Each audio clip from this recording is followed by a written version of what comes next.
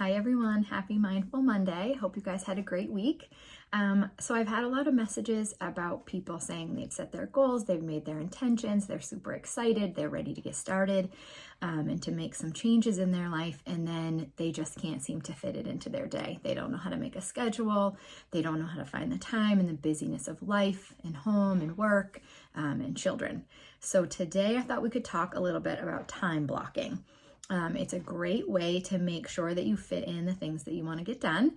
It keeps you accountable and you see it on paper. It's just a great way to fit things into your schedule.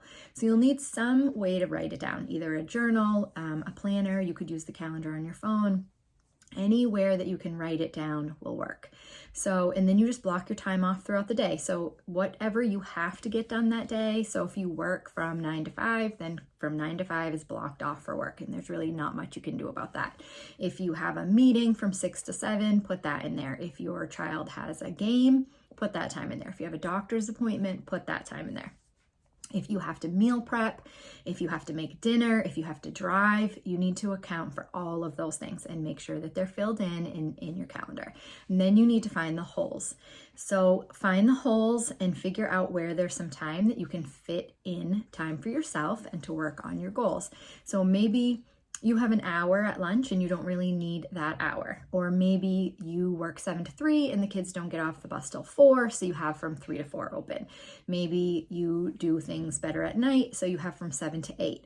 Maybe you decide you're going to get up a little bit earlier and you use from 5 to 6 a.m. Wherever it is and wherever it's going to work for you and that it will work for you, don't set yourself up for a goal of getting up at 4 a.m. if you know you can't get up at 4 a.m. So find the time that it's going to work for you and then put in what your priority is. So what is the one thing you can do to make your day better? Is it planning your meals out and packing a healthier lunch? Is it getting movement in the morning because by the nighttime you're exhausted? Is it reading a book? Is it doing some self-care with a skincare routine or a quick yoga routine? What is it that you want to do that is your priority that will make your day that much better if you can get that one thing done? So then you find the hole for that and you put it in that hole. The other thing that I think is beneficial for me is when I time block, I set a timer, because whatever you're doing, you want that to have your 100% attention spent on. So if you are going to meal prep from 5 to 6, put everything away that you don't need, don't have your phone near you, don't have any other distractions, and set a timer. And you have 30 minutes to meal prep. And then you spend that 30 minutes, all of your attention is on that. Maybe you do it with the kids and you ask them for help, what they might want for the week, and then that's all you work on. And then when the timer goes off, that's it, you're done. And if you didn't finish, then the next day you have to find a hole to put finishing it in that day. Or you can learn that you need more time for that. So then the next time you time block, you'll give yourself maybe 45 minutes instead of 30. Same thing with working out, yoga, whatever it is, give yourself that time. Remove all the distractions so you can just focus on what you need to do. So it has 100% of your attention. So you're really getting everything out of that task that you possibly can. It will help you feel accomplished, that you used your time wisely, which is very beneficial for your mental health. So if you're going to work out from 5 to 6, then get up at 5, set your alarm, put everything away, and set a timer. Maybe you set the timer on the stove or somewhere else so that you're not distracted by your phone.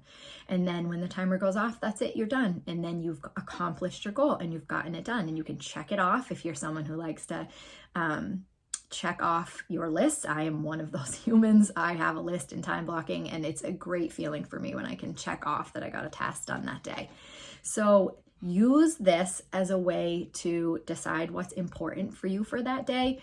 Some people on Sunday night sit down and they really like to write out their whole week, and then they know where they can fit everything in. Maybe your goal is to work out 3 times a week, and that gives you the time to look ahead and see what days you can fit it in, that it's reasonable and that you can enjoy it, and then you're not feeling stressed out because you have some other type of pressure on you that day.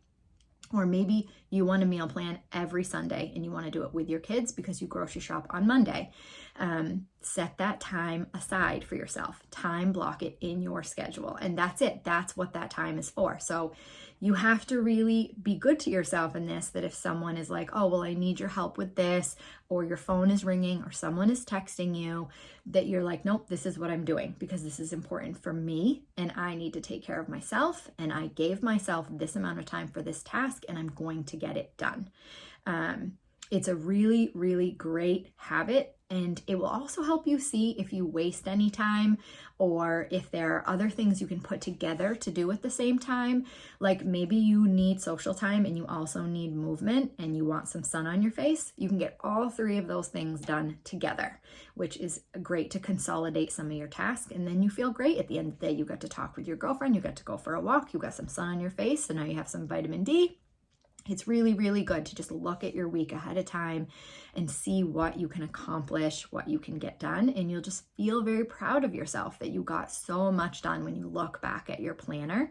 And it's just great to really make that time that you need for yourself. It's great if you buy products to do skincare and you make this amazing routine.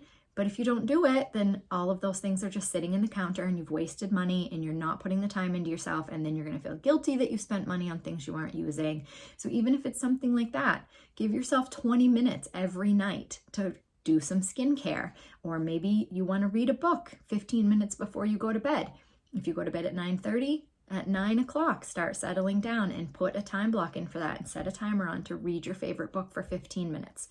So I hope that that's helpful towards time blocking and how to fit in some new changes as we start working on new healthcare goals and incorporating healthier habits into your life.